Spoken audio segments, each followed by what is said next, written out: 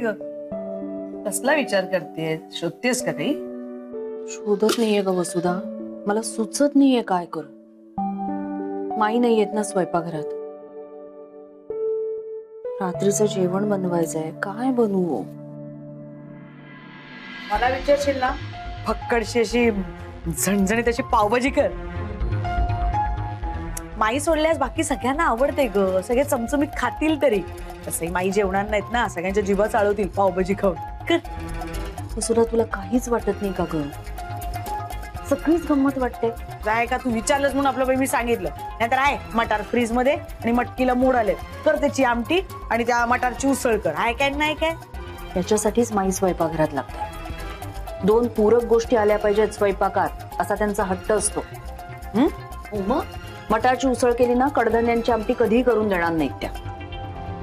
आहे ना तुझं डोकं चालतं ना त्यांच्यासारखं, पट्टशिष्ट आहेस ना तू माईंची. मग मला कशाला विचारतेस तू? ठरव काहीतरी आणि कर. ग मला काही सुचत नाहीये वसुधा, म्हणून तुला विचारलं. तर तुझं तिरकच काहीतरी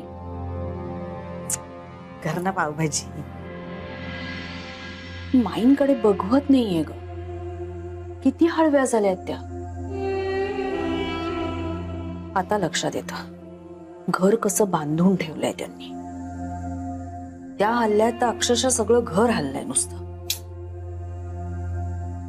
खरंच माईंची काळजी वाटते, ही मात्र आहे. काय आहे? काय हवंय? अगं काय? बघ ना कशी गपचूप मांजरीसारखी येऊन उभी राहिली. बोलायला नको चटा चटा. आई तू का ओरडतेस माझ्यावर? माई रोज संध्याकाळी मला पौष्टिक लाडू आणि बदामाचं दूध देतात. त्या नाही येत म्हणून मी इथे आले. मला वाटलं होतं तू देशील, पण तू नाही आलीस. मग आता आता इथे होस माझ्या डोक्यावर उभं राहून तुला मिळणार आहे? जायचं आणि अभ्यासाला लागायचं, सगळं मिळणार. अरे निघ. का ओरडतेस तिला? कळलं का तुला? काय? माईंविषयी मी काय म्हणत होते, कसं घर बांधून ठेवलंय.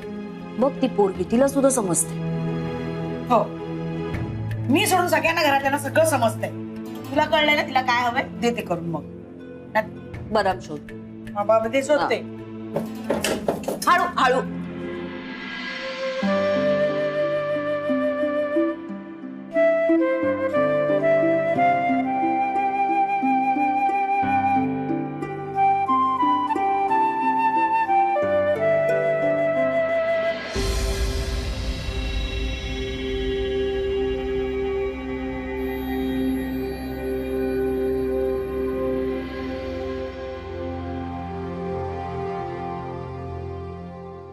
माई, तुमच्या विश्वासाचा हा दिवा नेहमीच तेवत राहील याची मी काळजी घेईन.